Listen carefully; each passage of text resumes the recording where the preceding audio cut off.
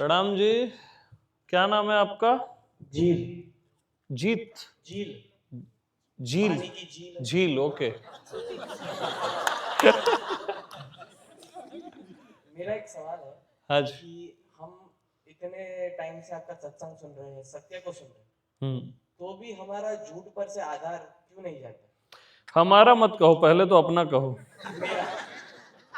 हाँ, अब question correct हुआ। क्या कौन से झूठ से आपका वो नहीं जा रहा है, ये बताओ। देह भाव से कि हाँ। उसी मतलब वही लिमिटेशन बन जाती है कभी कभी, और अनजाने में वो रहता है वो भाव। हाँ हाँ, देह भाव क्यों नहीं जा रहा है, यही आपका क्वेश्चन है। ओके, तो एक बात बताओ, मैं देह हूं, देह कहता है मैं देह हूं कि मैं कहता हूं मैं देह हूं? मैं कहता हूँ कि मैं तो फिर देह कहाँ है? मैं ही तो हूं।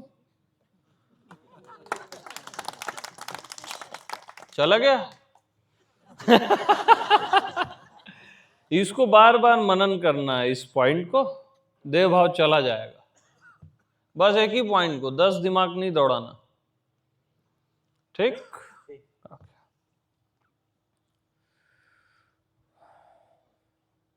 हम एक पॉइंट में क्या है ना, वो नहीं जीते, फिर दूसरा तीसरा दुनिया भर का ज्ञान। एक पॉइंट बहुत होता है तारने के लिए। हाँ हाँ, पांडे जी बताइए। अभी चाय ठीक बनी है। कहाँ गई भक्ति माँ? धन्यवाद।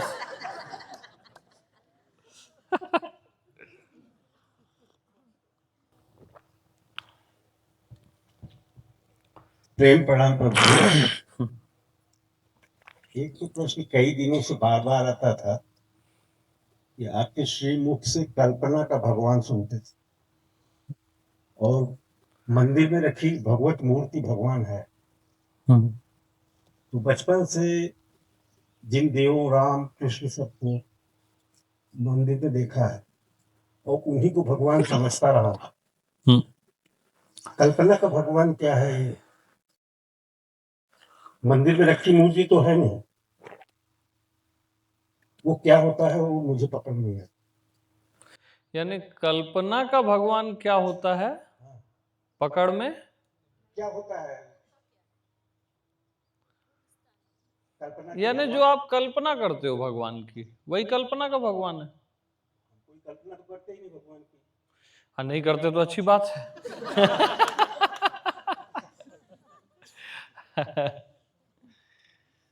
नहीं, अधिकतर लोग कल्पना करते हैं, भगवान ऐसा होगा वैसा होगा, और मन की कल्पना के भगवान को ही भगवान समझते हैं, है ना?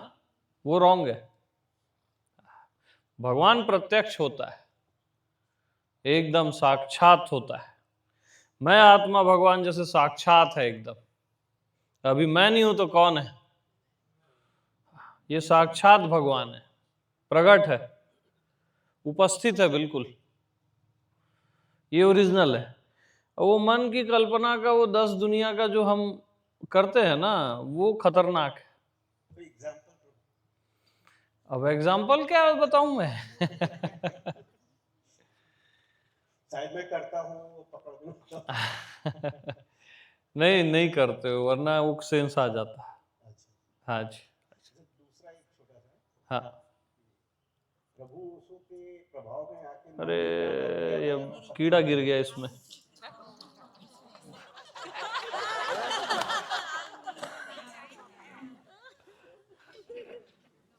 हाँ, आज तो चाय ही नसीब नहीं होने वाली है।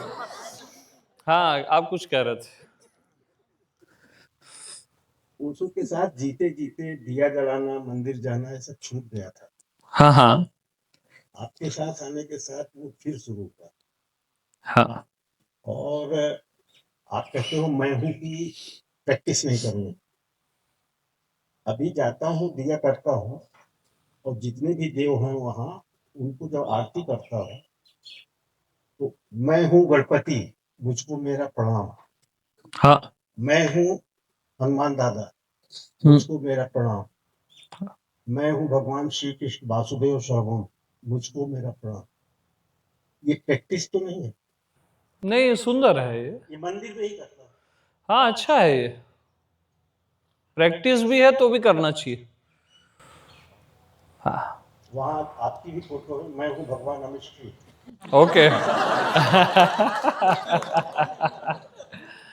ग्रामीण लोगों ने आप भी किया, जीते लोगों की मंदिर में नहीं रखते।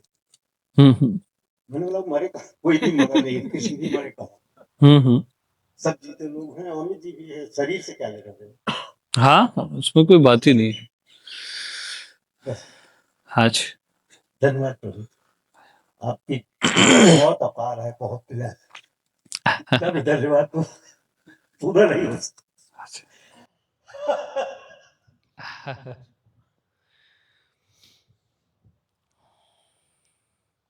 मतलब जैसे राम हैं, शिव हैं, कृष्ण हैं,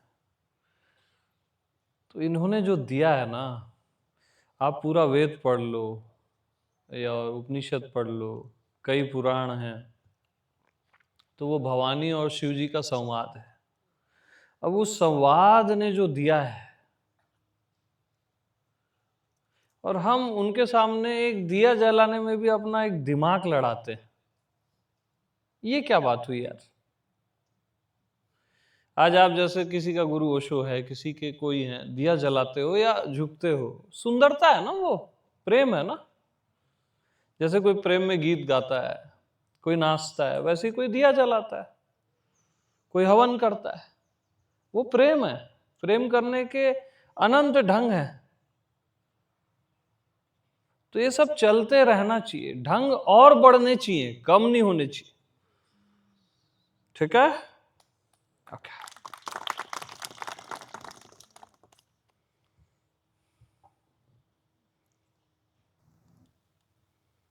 प्रभु श्री आपके श्री चरणों में सादर प्रणाम, प्रेम प्रणाम। प्रणाम। मेरे दो बच्चे हैं, उनकी भावनाएं एक एक करके दो मैं आपको पहुंचाना चाहती हूँ। पिछली बार जब सिलवासा में मतलब यहाँ खानवेल में सत्संग हुआ था, उस समय हमें आना था, लेकिन बेटी ने कहा कि वो थोड़ी बीमार थी, तो उनकी ओरा में जाने से कहीं आपको कोई नुकसान न हो जाए करके उसने मना किया कि अभी मम्मी ठीक नहीं है, उनका मतलब जीवन जो है, शरीर है, बहुत अनमोल है, मैं उन्हें कोई नुकसान नहीं पहुंचा सकती, स्पर्श तो बिल्कुल नहीं करेंगे हम। और वो कहती थी कि अगर तुम्हें जाना भी हो तो अमित जी कच्चा पारा जैसा है, तुम बचा सकोगी, मैं भगवान हूँ कि मैं हूँ, अगर बचा सकती हो तो जाओ। ये एक भावना बेटी की थी। अब वो नहीं रही, 2.5 महीना हुआ, 35 ईयर्स की थी, अब नहीं रही। बेटा अभी बहू से कहता है मम्मी फाइनल एग्जाम की तैयारी करने जा रही है। तो बेस्ट ऑफ लक भी कहा है, ठीक से मतलब भीतर से मर के आना, ऐसा मेरा मेरा बेटा तो मुंह फट है, सब कुछ ऐसे ही बोलता है। तो फाइनल एग्जाम जो भी सीनियर सिटीजन मेरे मेरी ही बात करूं तो उसमें मैं पार हो जाऊं, ऐसी आपके श्री चरणों में प्रार्थना। हाँ प्रेम जी। प्रणाम।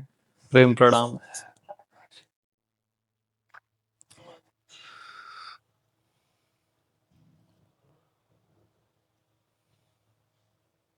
बहुत बहुत धन्यवाद इस सत्संग के लिए। यूट्यूब पर सुनना और रूबरू सुनना बहुत फर्क है, ऐसा मुझे महसूस हुआ। हाँ। बहुत बहुत धन्यवाद, धन्यवाद, हाँ जी। धन्यवाद।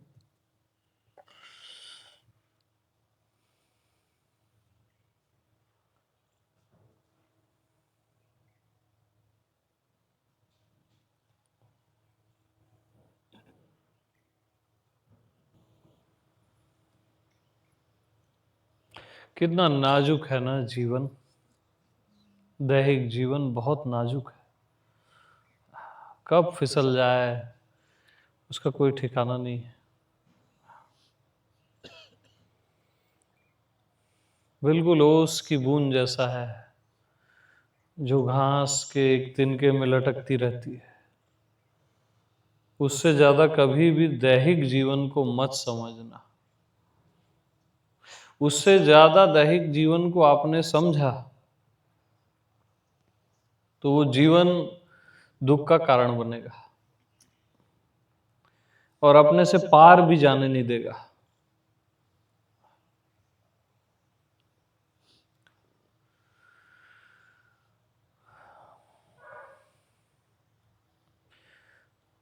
और जाते समय भी उनकी गुड़िया का वो सेंस, इतना प्यारा सेंस, प्यारा भाव, अद्भुत है ये सब, अलौकिक है।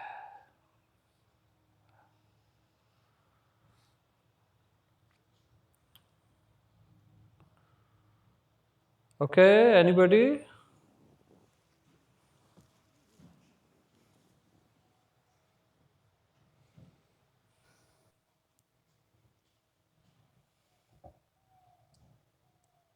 गुरुबिन ज्ञान उपजे, गुरुबिन मिटे ना भेद, गुरुबिन संशय नाम ते। जय जय जय गुरुदेव। प्रणाम श्री। चंद लाइनें कहना चाहती हूँ। आपकी यादों से जुड़ा है मेरा जो ये रिश्ता, आपके साथ गुजारे ये पल मुझे बहुत याद आए। जुदा होंगी नहीं, दिल से मिलन की ये हसीन घड़ियां, आपके साथ गुजारे तो पल जो मुझे याद आएंगे। जय गुरुदेव। अच्छा, प्रणाम।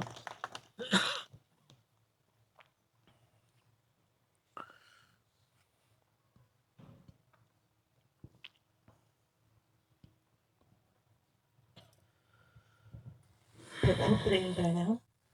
आप पीछे कैसे बैठे हो आज? सामने बैठने के लिए।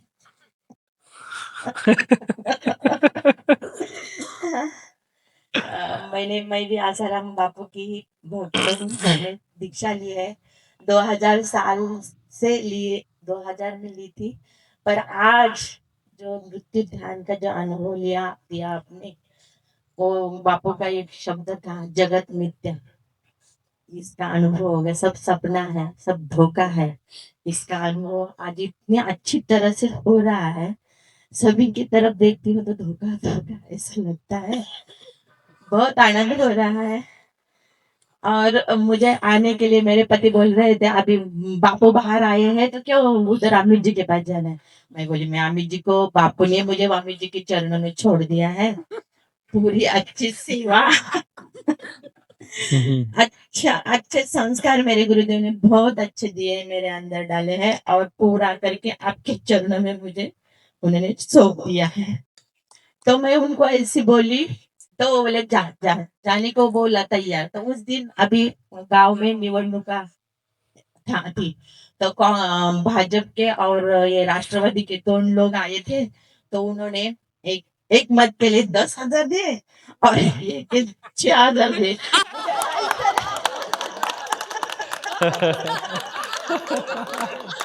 मेरा भाग इतना बढ़ गया, इतना मेरे पास I love you Amit ji, I love you. और बापू के ऊपर ऐसे अमित जी आत्मलोक के नहीं क्या छोटे छोटे फोटो, ये मैंने बापू के ऊपर लगाया है। नीचे बड़े बापू है और ऊपर छोटे बाबू। छोटे नहीं हो, फोटो बड़ा है और अमित जी के फोटो जो छोटे छोटे हैं उसके ऊपर हमने दिए थे ना आज भी गुरु पूनम के ऊपर। इसके नीचे लिखा है आत्मलोक आत्मलोक आत्मलोक। मैं बोलती हूँ कि अब हम सब आत्मलोक में ही हैं। ऐसा मुझे ये अनुभव मुझे बहुत अच्छा लगा था। 16,000 मिले और मैं खानविल का यह सत्संग मुझे बहुत अच्छा मिला। आपका भी धन्यवाद, आपके चरणों में आने के लिए मिला और पति भी बहुत खुश हुए। ये और अच्छी बात है, पतियों को खुश करना बहुत बड़ी कला है। कला नहीं है, वो छोड़ नहीं रहे थे। पर उस दिन मैंने उनको बोला मुझे सत्संग जाना है, तो वो जरा ऐसा वैसा बोल रहा था। तो वो लोग आके मैंने बोला हम नहीं लेते, तो वो बोले ऊपर से पैसे आए हैं। अभी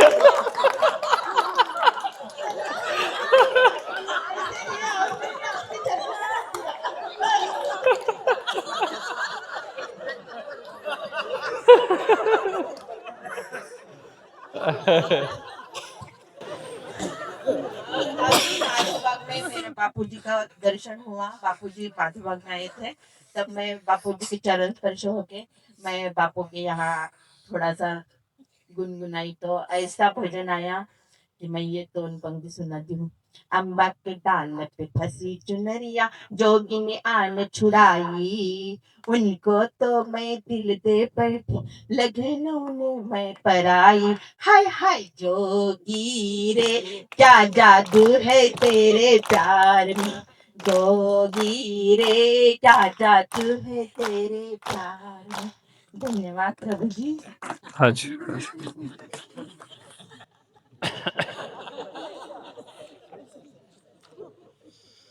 और किसी को पैसे आए क्या ऊपर से? हाँ, इधर आए भैया।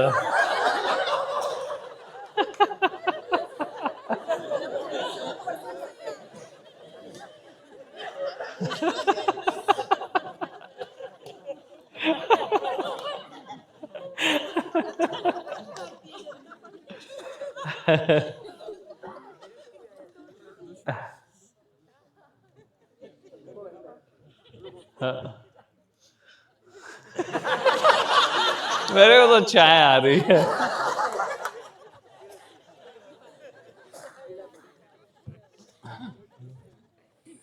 गुरु जी प्रेम का प्रेम प्रणाम। मेरे को भी ऊपर से आया कैसे? विचार करता है, सब यहाँ आना था तो घर में 150 रुपया पड़ा था, पैसा ही नहीं था। तो विजय सर ने बोला मैं भर देता हूँ, चल निकल। विजय जी ने? हाँ, हाँ। चल निकल वहां से, निकलो मतलब निकलो, मैं पैसा यहाँ सब अरेंजमेंट करता हूँ, और आपका ट्रेन का किराया, बस का किराया, रिक्शा का किराया सब मैं देता हूँ। तो 150 में से मैं 50 रुपया लेके निकला, 100 रुपया घर की औरत को दे के आया। बहुत बड़ी। सब व्यवस्था हो गई। तो इनसे बढ़िया प्रकृति क्या खेल खेल रही है आत्मा के साथ।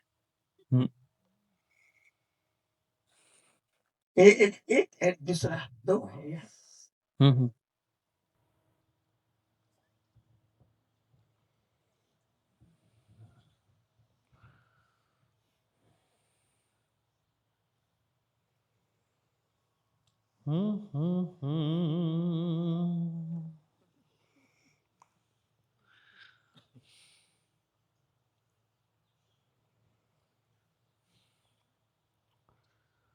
तो सबका हो गया तो उनको दे दो, वो बैठे हैं। अरे कुछ तो बता दो, उधर दो, माइक दो।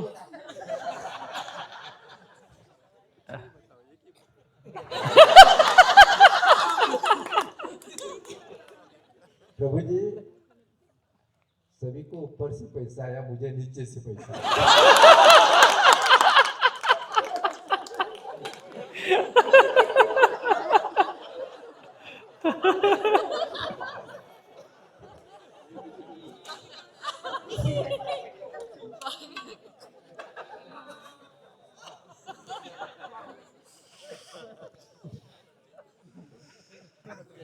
प्रेम प्रणाम जी। किधर जी? हाँ जी, प्रणाम जी। अभी इतना माहौल ऐसा है, पर मैं थोड़ा सीरियस जा रही हूँ। आत्म मतलब मैं थोड़ा इंग्लिश में ज्यादा समझती इसलिए पूछ रही हूँ। आत्मनिष्ठा means will power, right? No. यही प्रश्न। हाँ। तो मेरे को आत्मनिष्ठा थोड़ा सा ठीक है समझना। अरे तो आज भी तो मैं वो सत्संग करा है। थोड़ा सा इंग्लिश। अच्छा, हिंदी नहीं आते आपको? हिंदी आता है पर टेक्निकल इंग्लिश मेरे को नहीं आती। आप थोड़े से कम टेक्निकल वर्ड्स। मैं रियल में नहीं आती मेरे को इंग्लिश। हाँ, तो आत्मनिष्ठा में कोई एग्जांपल? कोई बताओ यार, कोई वर्ड हो किसी के पास इंग्लिश तो। It's called self-abidance. Trust in yourself. It's called self-abidance. Abide as yourself. That's Atma. Determination.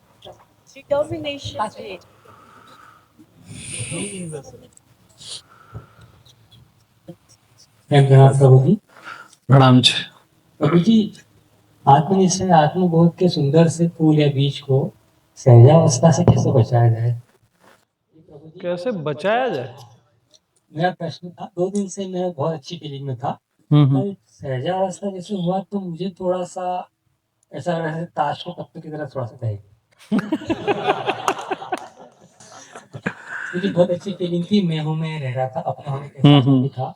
जैसे वो अवस्था सहजावस्था की स्टार्ट होती है तो एकदम से लगता है कि ये शायद मीनिंगलेस हो रहा है, पर आपने बहुत अच्छे से कहा कि पहले आत्मबोध में ही रहे आप, गाइडेंस भी दिया, फिर भी मुझे लगा कि शायद मेरा अंतर से क्वेश्चन था कि सहजावस्था से कैसे उससे थोड़ा सा भी उस फूल को बीज को बचाया जाए, थोड़ा सा मार्गदर्शन दीजिए प्रभु जी। धन्यवाद, प्रणाम। नहीं, सहजावस्था मीनिंगलेस नहीं है भाई। हाँ, इट मीन्स, अपने होने के एहसास में रह रहा था। हाँ, कोई बात नहीं। तो आप उसी में जियो ना, मैं हूं वाले पॉइंट में जियो। हाँ। सहजा बहुत हाई रेंज है, बहुत हाई रेंज है। हाँ, वो कई बार रिएक्शन भी मार देती है, वो मारती है। यानी आत्म बोध जो है वो बिल्कुल एक गार्डन का फूल है, तराशा हुआ पूरा गार्डन सेट है और पूरा शार्प कटिंग है, वो है आत्मबोध। और सहजावस्था वो है जंगल का फूल, जिसको कोई नहीं देख रहा है और घना जंगल है, अंधेरी रात है, बिजली कड़क रही है, तेज हवाएं चल रही हैं, और वो फूल जिस पौधे में है उसकी जड़ें भी थोड़ी सी निकल गई हैं। इतनी सी भी हवा ज्यादा हुई वो पेड़ ही उखड़ जाएगा, वो पौधा ही उखड़ जाएगा, और वो नहीं उखड़ता है, और वो नहीं उखड़ता है। ऐसा भी कुछ है लाइफ में, उसको मैं कहता हूं सहजावस्था। लगता है कि यार अब उखड़ ही जाएगा, लेकिन नहीं उखड़ता है। वो अति दुर्लभ है, अति दुर्लभ, बहुत ज्यादा दुर्लभ है। तो अभी गार्डन के फ्लावर्स में रहो, अच्छा है वो, है ना।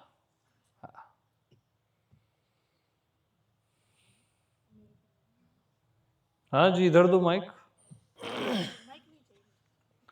ना माइक में बोलो भाई, सब सुनेंगे ना।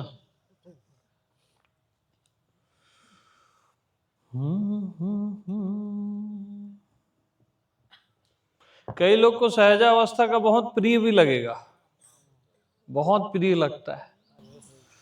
हाँ, हाँ जी। मैं उस समय आई थी, बाद में मेरा भी यही प्रॉब्लम हुआ था कि जैसे आपको हुआ सोशल प्रॉब्लम, मेरे पीयर से सब प्रॉब्लम वही हुआ। सब मुझे औरों में जोड़ना चाहते, मेरे पीयर जैन है तो औरों में जोड़ना, मेरा लगाव ओशो से इतना था, जैसे बहुत प्यार, बहुत प्यार। तो अगर छोड़ना भी चाहो तो जाओ भी तो जाओ कहाँ, छोड़ना भी चाहो तो जाओ कहाँ। फिर आपके सत्संग सुनती थी, आपने ओशो को जैसे पिया है ना, तो जैसे मुझे ऐसा लगने लगा कि जैसे मैं लाइव गुरु को मैं के साथ नहीं रह सकी, इसकी एनर्जी को जैसे मैं उसकी एनर्जी के साथ जैसे आपने पिया है, इस इतना शायद ना पिया पर, लेकिन मैं ओशो के बहुत प्यार करती हूँ। उसे कोई बोले ना कि ओशो को छोड़ देना है तो यहाँ प्रॉब्लम होने लगता है कि उसको छोड़ना, छोड़ने की बात इतना लगा। अगर तो आपसे जुड़ी तो ऐसा लगा कि मेरा ही कोई है, उसके पास ही मुझे जाना है। अगर अब सोसाइटी को भी कोई प्रॉब्लम है तो मैं बोलती हूँ कि भाई अमित प्रभु जी के पास में जा रही हूँ, बराबर है। उसको सबको प्रॉब्लम, मेरे को तो ऐसे समाज से अलग कर दिया जैसे मैं खुद कोई पाप कर रही हूँ। ऐसे ही हुआ कि जैसे हर बार जहाँ भी प्रसंग में भी जाओ तो हर बार तुम ओशो में जाते हो, ओशो में जाते ऐसा होता है वैसा होता है।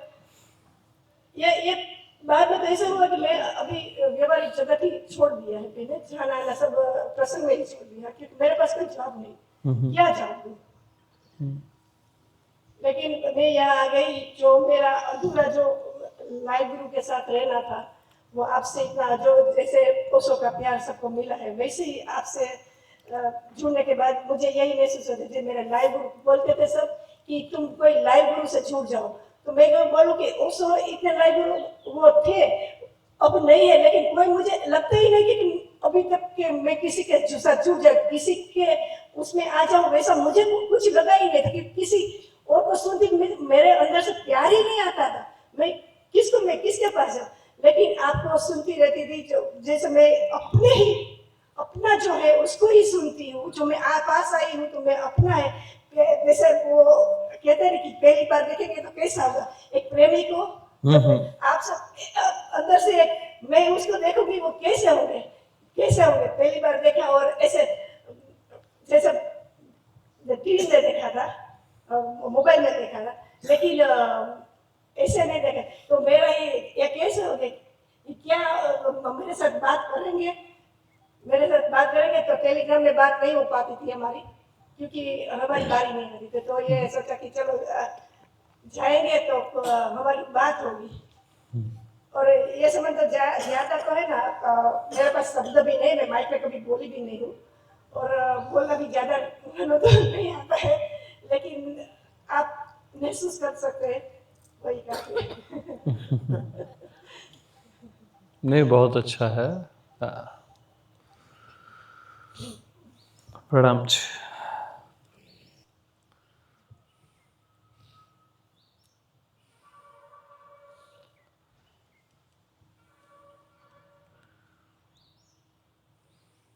प्रणाम गुरु जी, या इस तरह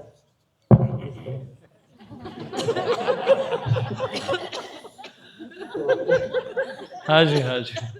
तो मैं ये चाह रही थी कि जैसे कल खत्म होगा, समाप्त होगा, तो हम लोग मॉर्निंग अपना रूटीन में जाएंगे, तो किस प्रकार से कौन से मतलब आपके टॉपिक्स हैं जिनके ऊपर हमें मनन करना चाहिए, किस पॉइंट्स पे, और कौन से वीडियोस हमें देखना होगा मॉर्निंग में, रात को, दोपहर के समय में हमें क्या क्या वो चिंतन करना होगा, उसके बारे में मैं पूरा आप कंक्लूजन हमको देना कि हम क्या जाकर के प्रैक्टिस करें।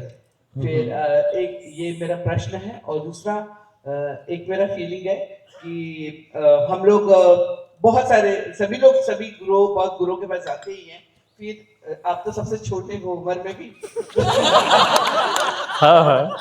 पहले तो ऐसा लग रहा था कि जाएं तो कैसे बोलेंगे इनको, ऐसा सब लग रहा था। फिर जब हम लोग सेकेंड डे या थर्ड डे आए, तो सबने बोला रात को भी यहाँ पे आपके रूम में अलाउ किया था, तो हमको लगा कि फिर ऐसे कैसे सबको अलाउ किया, हमको कैसे मालूम नहीं पड़ा। फिर दूसरे दिन हम आए तो हमने पूछा कि अलाउ करेंगे, तो आपके जो पीछे बैठे ना वो चोटी वाले भैया, हाँ हाँ। उनको हमने पूछा क्या हम जा सकते हैं, तो उन्होंने सरलता से बोला कि आप जा सकते हैं।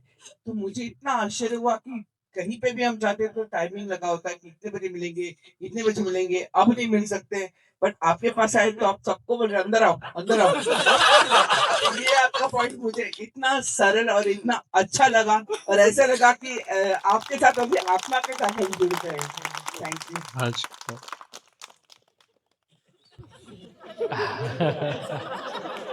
मेरे को डर था वो बोलेंगी जोत रोक तो नहीं दिया। वो सबको रोकता है।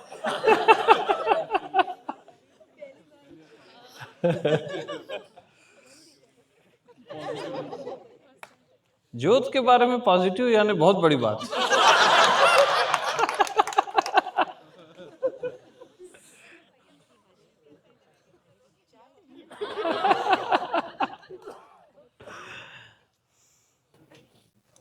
बड़े प्यार से हैंडल करता है।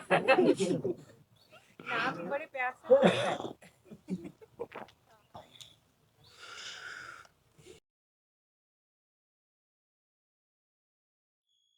लेकिन इतना हैंडसम गुरु भी आज तक नहीं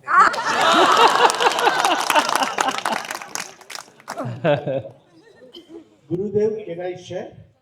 हाँ जी, इधर होंगे। यस। मैंने न तो आपका नाम सुना था, हाँ न तो आपका एक भी लेक्चर सुना। जी। मेरे वाइफ आ रही थी तो मैं आया, मैं उनको बोला मैं 3 दिन रहूंगा मैक्सिमम, आने के पहले बोला। हम्म, और इधर आया और सुना। मैं बचपन से जय कृष्णमूर्ति को सुन रहा था। एक सेकेंड, ऑन करो।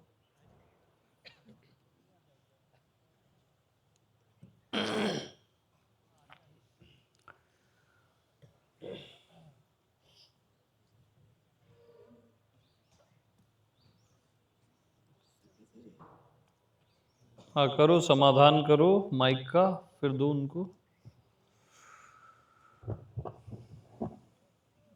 चालू हो गया शायद।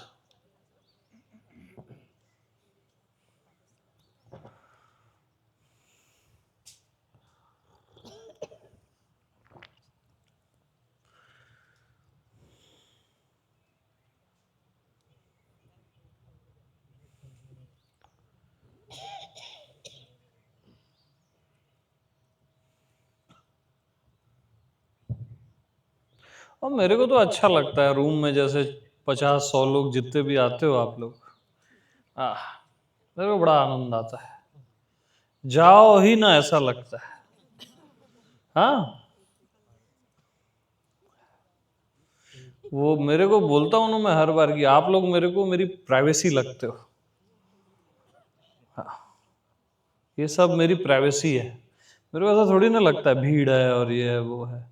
हाँ, सत्संग चलता रहे और एक टू द पॉइंट, तो आनंद आता है। और ये ज्योत लोग टाइम टाइम दिखा के सबको छुट्टी कर देते। हाँ जी। तो गुरुदेव, मैं बचपन से सुन रहा था जय कृष्णमूर्ति को बॉम्बे टॉक्स में। उनकी सब संस्थाओं में गया, बहुत पढ़ा, उनकी हर एक किताब मेरे पास है।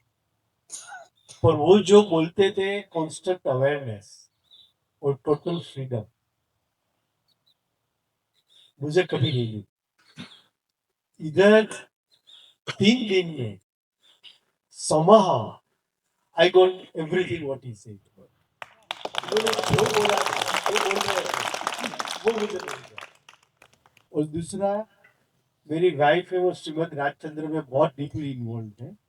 तो सुबह 4:30-5 बजे उठ के हर रोज 4 घंटा पढ़ती है, ये करती है। तो मैं सोच रहा था ये तो मैं जिंदगी में कर नहीं सकूंगा, बहुत मुश्किल है मेरे लिए। आपने मेरा सब छोड़ा दिया, मुझे कोई जरूरत ही नहीं है कुछ और करने की। हाँ जी, बहुत सुंदर।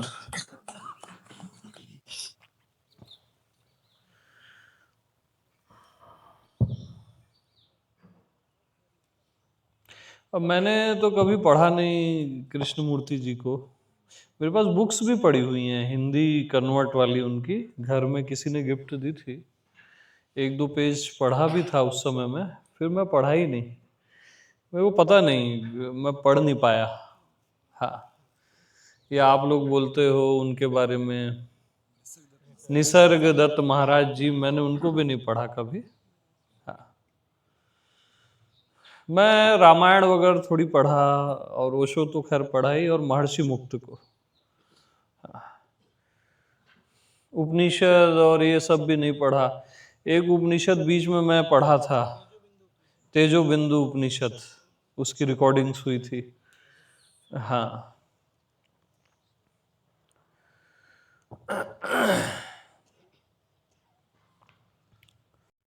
प्रभु जी, हाँ जी, सीताराम। राम राम। मैंने, हमारा राम जी मंदिर है घर में, हम्म, हम रामायण गीता सब पढ़ते हैं। तो उसमें 2 चौपाई थे, जब गीता में कृष्ण भगवान ने गीता कही 700 श्लोक में, इसे राम जी ने सबरी को नवधा भक्ति की। उसने नवधा भक्ति में 2 पगथिया किए कि प्रथम भक्ति संतन कर संग, और दूसरी रति मम कथा प्रसंग।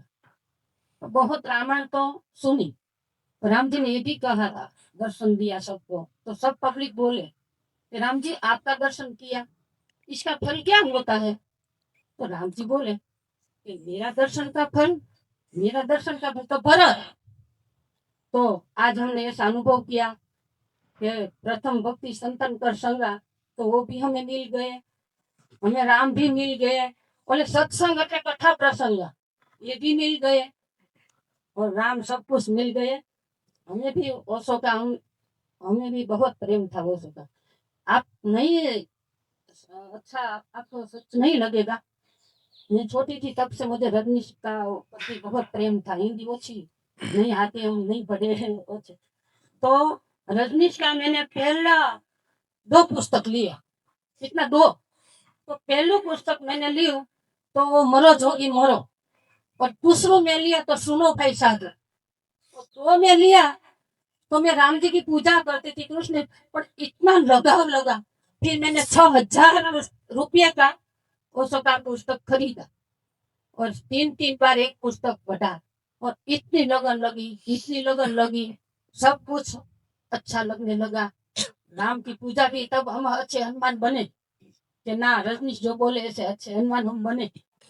फिर हमें ऐसे करते, हमें तुमको ऐसा लगता है कि 6000 रुपये की पुस्तक तो तुम क्या काम नहीं करती थी, नौरी थी, अकेली सन्यासी थी? नहीं, मेरे घर में 6 गायें थी, गायों की सेवा करती थी, 7-8 सासू दियर पति सब की सेवा करती थी। पर बपोरे भी मैं 2 बजे ध्यान में चली जाती, नवरी पर ध्यान में चली जाती, अकेली अकेली रात में 3-3 बजे पुस्तक ओशो की पुस्तक वाँचूं। फिर मैंने ध्यान केंद्र बनवाया घर में, जमीन में ध्यान केंद्र भी बनवाया, तो यहाँ बैठती थी। पर आज मुझे ऐसा लगा कि सबका फल 6000 रुपये का जो मैंने पढ़ा उसका प्रेम, वो राम ने बोला कि मेरे दर्शन का फल, वो दोनों मुझे आज मिल गए। मेरा राम मिला, मेरे कृष्ण मिले, मैं जो भी हूँ मुझे नहीं पता, पर मुझे ऐसा चौकस लगा कि जिन पर सत्य सने हूँ वो मूल्य न पछी संदेह, वो मले थे वहाँ संदेह नहीं, वो आज मिल गए, संदेह नहीं।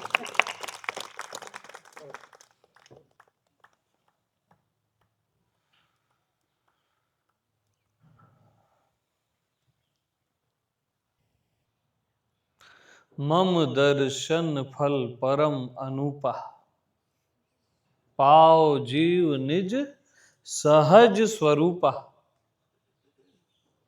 जीव उसको अपने सहज स्वरूप में पाता है, ऐसा राम जी कहते हैं। जीव उसको अपने सहज स्वरूप में पाता है।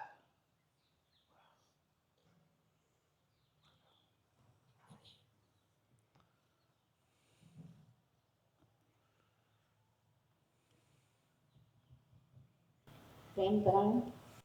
प्रेम प्रणाम। इधर किधर किधर? मैं आपको प्रेम प्रणाम करती हूँ, तो मैं अपने आप कैसे प्रेम प्रणाम करूँ? और मुझे भी ऐसे यहाँ से पैसा मिला है, मेरे पास भी पैसा, मैंने भी उसको दिया है पैसा।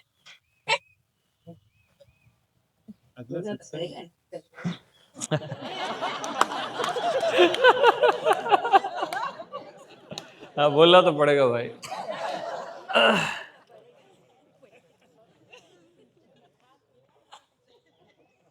मैं भी पहली बार आई, मैंने तुमको देखा नहीं, कहीं सुना नहीं, उनकी वजह से मैंने, हाँ। मैं गुजरात से हूँ। ऐसे ऐसे आती, ज्यादा तो नहीं आती, इतनी पढ़ी लिखी भी नहीं हूँ। मैं भी नहीं पढ़ा लिखा हूँ। मैं 5-6 ही चोपड़ी पढ़ी हूँ। तो मैं अपने आप कैसे प्रणाम करूँ? प्रणाम। ओके।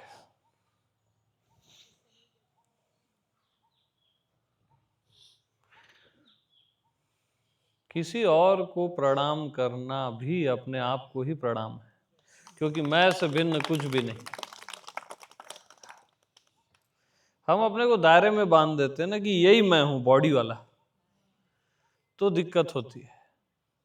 किसी और को भी प्रणाम करना अपने को ही प्रणाम करना है।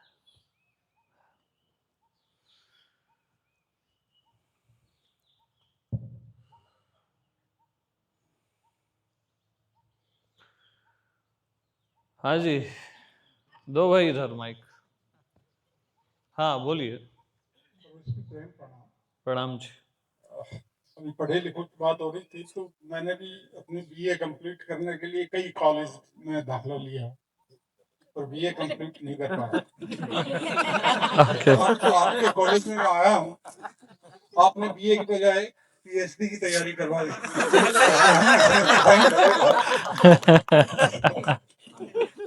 और यहाँ रह के जो आनंद आया वो मैं दो शब्दों में बयान करना चाहता हूँ कि तलाशे तलब में जो लज्जत मिली है, तलाशे तलब में जो लज्जत मिली है, दुआ कर रहा हूँ कि मंजिल ना आए। बहुत सुंदर, बहुत सुंदर।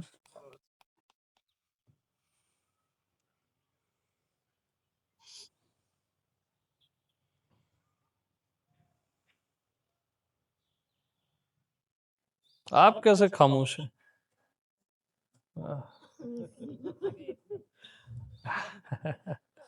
बहुत डांट पिटाई हो गई।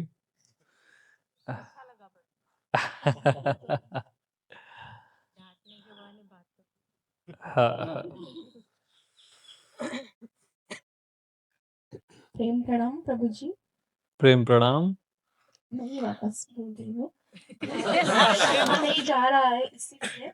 जैसे अभी वो माँ ने जैसे बोला है ना कि इतना सहज में प्रभु ने रूम में एंट्री दी, तो कितना सहज है ऐसा लग रहा है उनको ना। तो उसका आगे वाला थोड़ा मैं बोलना चाहती हूँ कि कल जैसे रूम में सत्संग चालू हो गया था, तो थोड़े थोड़े थोड़े करके 10, 15, 20, 50, 70 लोग शायद आए होंगे रूम में, और बहुत प्रेम से बैठे। और जो तो बोल रहा था कि प्रभु जी को रेस्ट करने के लिए, कि वो थके होंगे तो रेस्ट करने तो, लेकिन प्रभु बोल रहे थे नहीं, अभी और आधा घंटा हम बात करेंगे, और आधा घंटा हम बात करेंगे। तो ऐसे करके चालू ही था सत्संग, और फिर वापस जोत ने बोला कि हाँ, हम लोग थक गए हैं अभी, टीम आई बच्चों की, तो अभी हमें रेस्ट करना है, तो आप जाइए। लेकिन प्रभु थके नहीं थे, हमारे लिए प्रभु कभी थकते नहीं है। और मतलब जो बोलते हैं उनको बहुत आनंद आता है, वो थकते नहीं है, लगातार चालू रहता है सत्संग। तो हम सत्संग सुन सुन के थकते हैं, हम वो बोल बोल के नहीं थकते। और ऐसा नहीं है कि दो सत्संग के बीच में उनको रेस्ट है, बीच में भी सत्संगी जाके बात करते हैं उनसे। तो वो प्रेम है उनका, और इतनी सरलता, इतनी सहजता, मतलब कुछ भी रूल्स नहीं है, आके बोल सकता है कोई भी वहाँ पे। लेकिन हमें भी थोड़ी मर्यादा हमारी रखनी है, लेकिन प्रभु की तरफ से कोई भी मर्यादा नहीं है। धन्यवाद।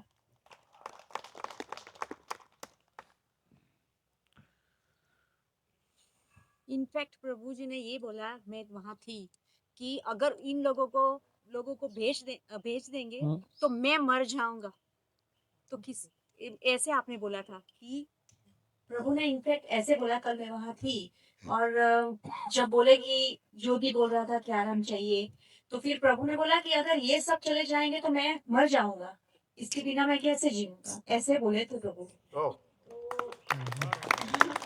क्या बोले प्रभु के बारे में है? बीमार। हाँ मतलब, हाँ बीमार हो जाऊंगा ऐसे बोला था, राइट? हाँ ऐसे बोला था। तो बहुत मतलब प्रभु जी करुणा के सागर है। अरे मेरा रेस्ट तो आप ही लोग हो। आप लोग के साथ होता हूं ना तो फुल रेस्ट में होता हूँ। मेरे को ऐसा नहीं चाहिए अलग से एक रेस्ट ये वो। फिर भी हमको ऐसा लगता है कि आपको कुछ बॉडी को रेस्ट देना चाहिए। पतले हो गए हो, आराम करना अब बोली। तब से बोलने का मन था। दो भाई माइक दो उधर, अब जी भर के बोलो आप। प्रेम प्रणाम। सही में मेरा ध्यान मतलब सत्संग से ज्यादा आप पे था कि वीक क्यों हो गए हो क्या? हम मोटे होते जा रहे हैं। ऐसे कैसे चलेगा? हमें कम तो आपको थोड़ा ज्यादा चेंज करना पड़ेगा आपको। बिल्कुल बिल्कुल। थोड़ा ध्यान दीजिए, थोड़ा ज्यादा क्वांटिटी का मैं कम खा लूंगी। प्रकृति में सेम जाएगा। पक्का? पक्का पक्का प्रॉमिस? प्रॉमिस। हाँ जी। नेक्स्ट में हम देखेंगे आपको भी बिल्कुल बिल्कुल। हमें सब मिल गया।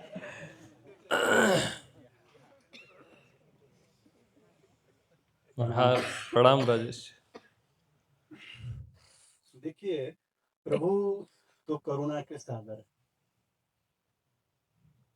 वो चुप बैठना चाहे तो भी नहीं चुप बैठ सकते हैं, क्योंकि फोर्स जो है ना वो अनंत से आ रही।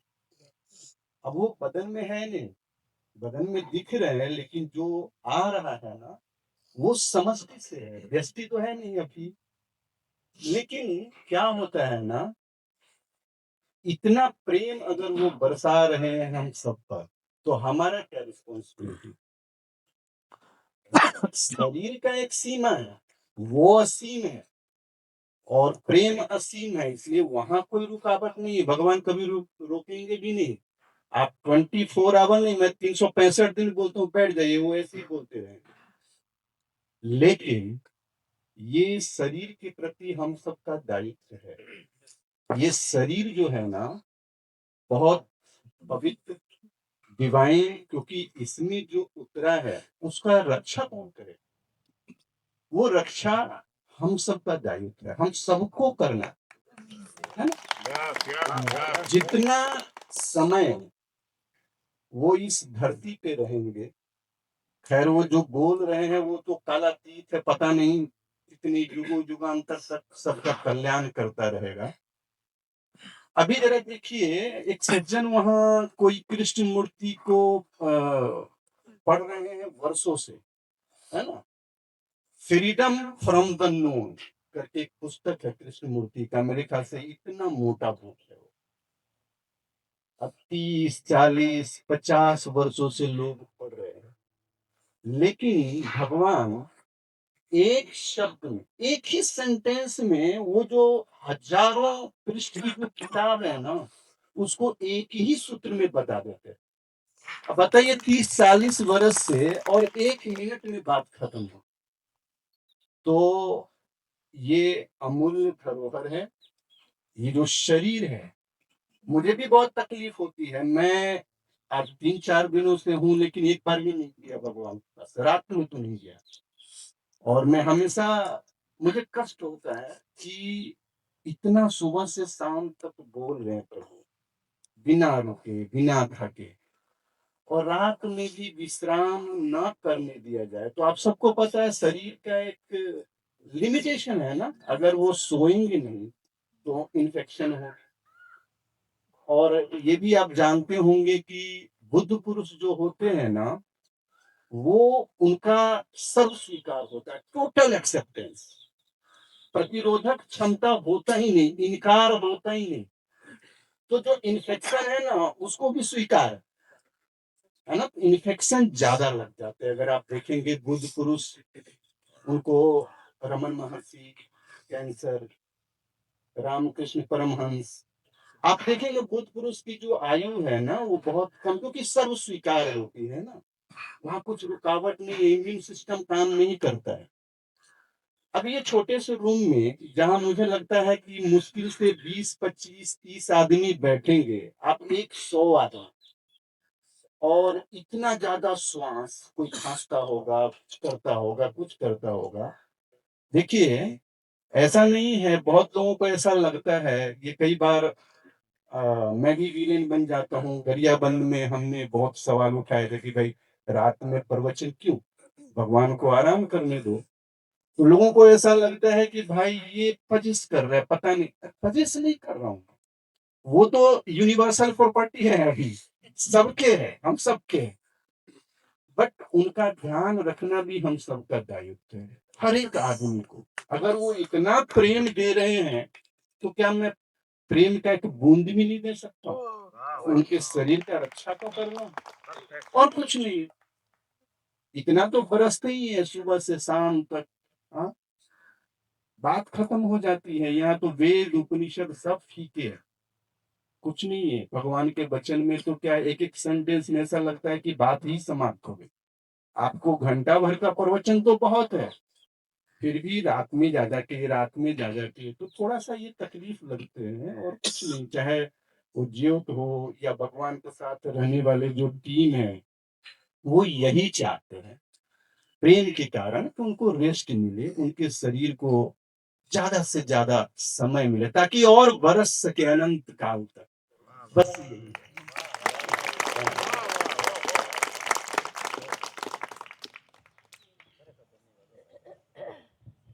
तो अब ब्रेक ले ही लेते हैं।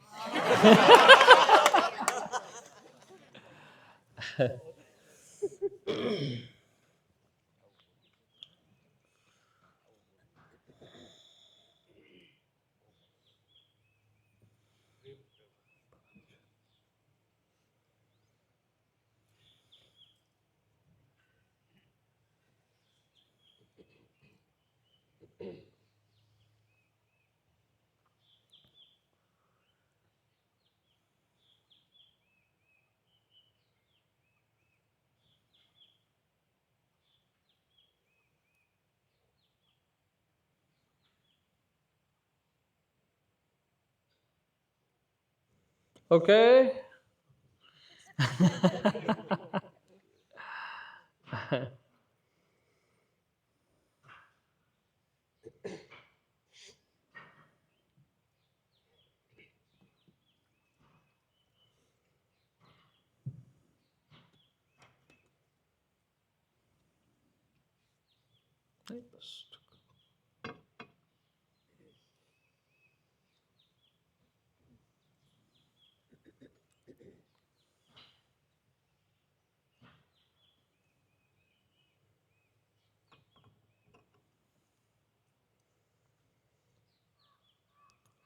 मैं तो वेट करूंगा रात को भी। जो हो सो हो यार, क्या करना है राजेश, चलता रहे। अब तो हमें जताई गई करुणा की, आपके शरीर के प्रति की करुणा जताई गई, अब तो हम लाचार हो गए। एक बाजू ना ना, कोई लाचार नहीं, नहीं आओगे तो बीमार हो जाऊंगा।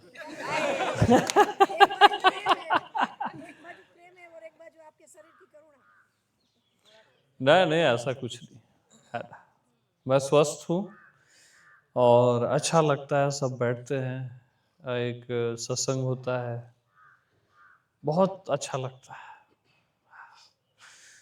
और रातों को व्यर्थ ही जाने देना भी नहीं चाहिए, ना आपकी रातें ना मेरी रातें।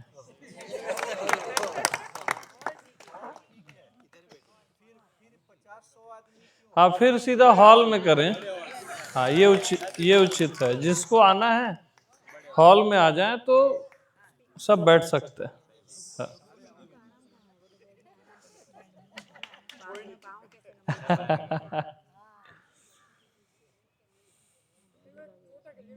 मैं हॉल में इसलिए लेट नाइट नहीं कर रहा था कि क्योंकि दिन भर 5-6 सेशन हो जा रहे हैं, तो मेरे को लगता था कि यार और ओवरलोड मत हो किसी पे।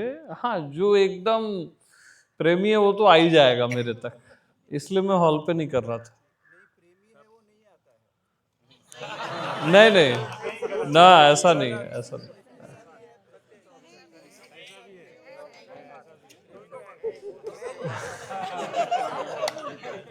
अब वो आप लोग डिसाइड कर लो।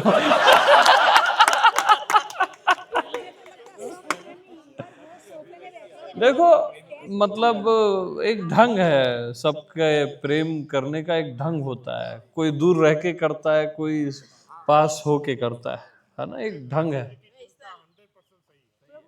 हाँ हाँ।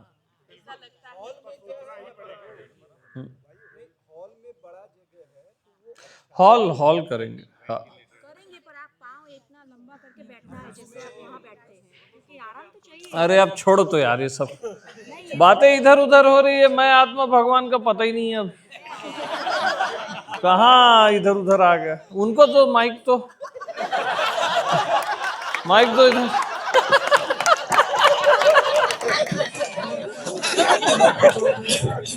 प्रभु जी, अरे यार आप कुछ पूछ ही लो। आपका बात सुनकर ना प्रश्न पूछना लग रहा है, उत्तर भी पूछना दोनों करने को। तो आप बताओ आपकी यात्रा कैसे शुरू हुई? मेरी यात्रा में हाँ एक बार सुनने तो दो, सबका अपना जीवन है। मैं पहले से आध्यात्मिक में हूँ, बहुत गरीब से जन्म हुआ हूँ। हाँ। कॉलेज तक 100 रुपए का नोट भी नहीं थे। 100 रुपए का नोट कैसा होता है वो कॉलेज में भी नहीं थे। एक वीक के लिए एक पैंट और एक शर्ट। हाँ।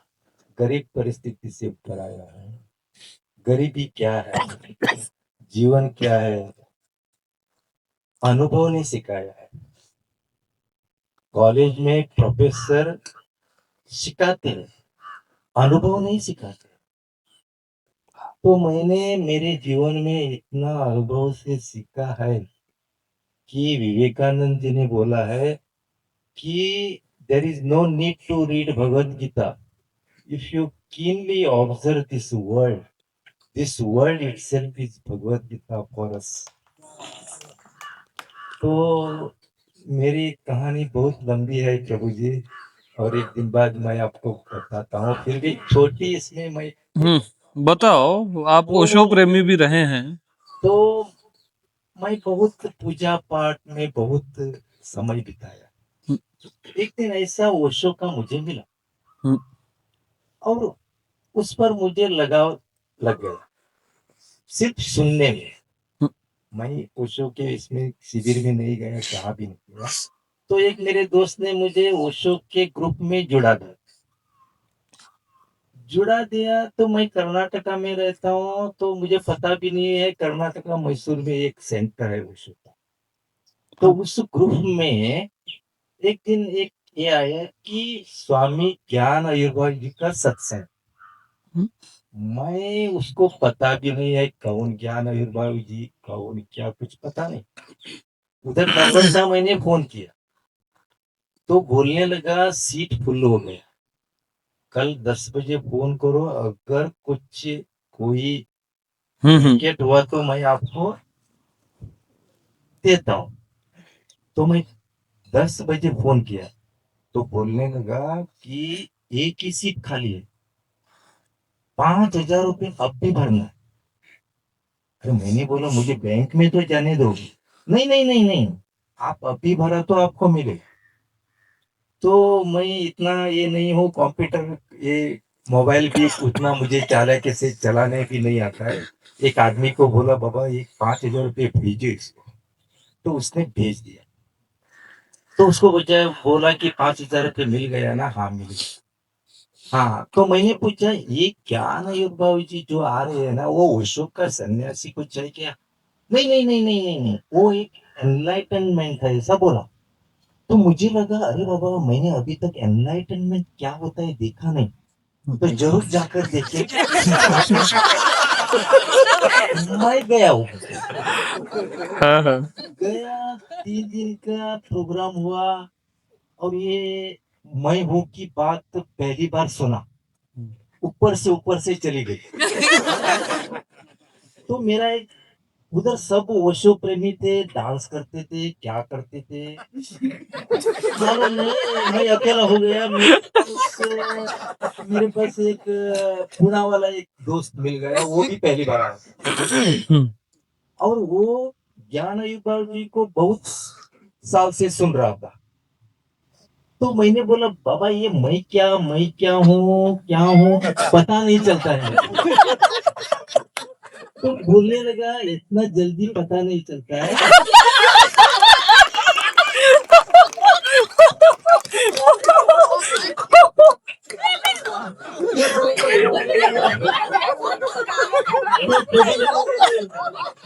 उसने मेरे मेरे मोबाइल में मुझे वो इंस्टाग्राम इंस्टाग्राम कुछ मालूम नहीं पड़ता। उसने कुछ किया, इंस्टाग्राम कुछ किया, और एक एक बहुत ही भेजा, प्रवचन भेजा।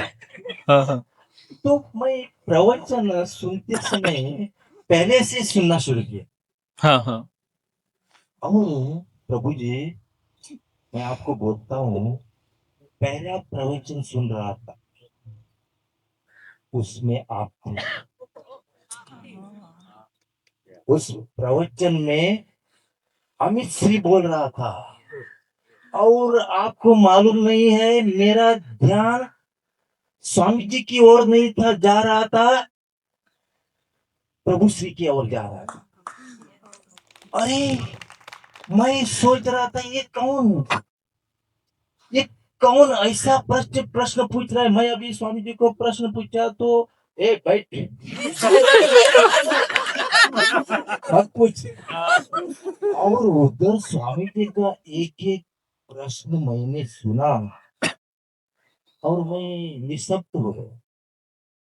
फिर भी मेरे मन में हुआ, हाँ कोई रहेगा, अमित बोलते। तो मैं गोवा से टिकट बुक किया फ्लाइट का, सीधा रायपुर चला गया। अब अमित जी को भूल गया, उतना वो सत्संग के लिए थोड़ा ये आ गया। उधर जाकर 3 दिन, उसके घर बहुत दूर है, जाकर सत्संग किया। जाते वक्त मैं गुरु का आशीर्वाद करके आने के लिए बैठा, और आने का टाइम हो गया है। वो गुरु श्री किसी को पूछ रहा है, अमित जी आजकल कहाँ है? तो मैं ऐसा उड़ गया। अरे मैं ढूंढने लगा, हाँ वही अमित श्री कहाँ है? मैंने पूछा सभी को, अरे वो अमित श्री कहाँ है, कहाँ मिले? किसी का जवाब नहीं मिला। अरे किसी ने बोला वो दरियाबंद में रहता है। अरे कितना दूर है, मैं जाता हूँ, अभी जाता हूँ। तो बाद में देखो गुरु कैसा ढूंढता है। ये गुरु की कृपा है मेरे इस बंदे पर। पकड़ा, अभी छूटने वाला नहीं। कितना भी डांटा तो भी चले, प्रश्न मत पूछो, बोला तो उत्तर उत्तर नहीं पूछूंगा बोला तो और भी अंतरात्मा बताए। प्रणाम।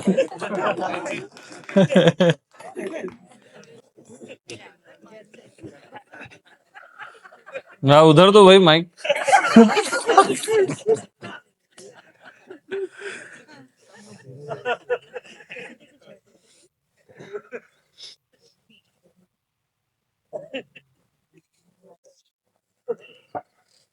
प्रेम करना चरणों में प्रणाम। वंदना, हर बार सत्य चरणों में बार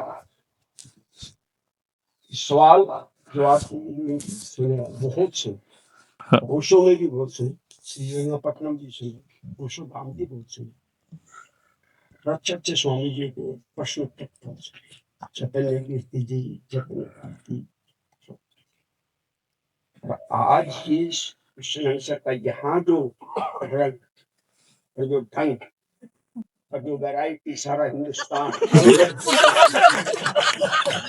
अलग अलग फॉर्म में सब एंजॉय कर रहे हैं,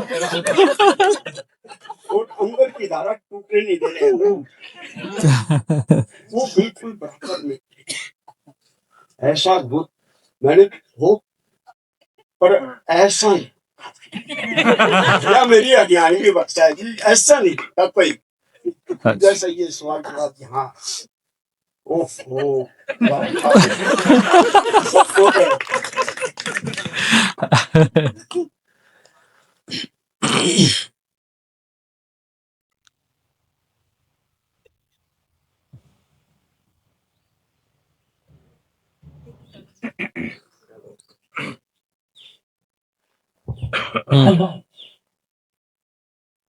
प्रणाम जी। आपके चरण में कोटि कोटि वंदन। मैं अपने भाव व्यक्त कर रही हूँ। आप कहते हैं मेरे राम, ये आपके अधिकार है, ये आपका अधिकार है। हमने राम को राम सुना लिया, राम ने राम को राम सुन लिया। अब राम ही राम रम रहा है, अब राम ही राम रम रहा है। कोटि कोटि वंदन, कोटि कोटि वंदन, कोटि कोटि वंदन। धन्योसी, धन्योसी, धन्योसी आपके चरण कोटि कोटि वंदन। आपने तो आपका पद ही हमें दे दिया। ये मेरे राम, आपने तो आपका पद हमें दे दिया। कोटि कोटि प्रणाम।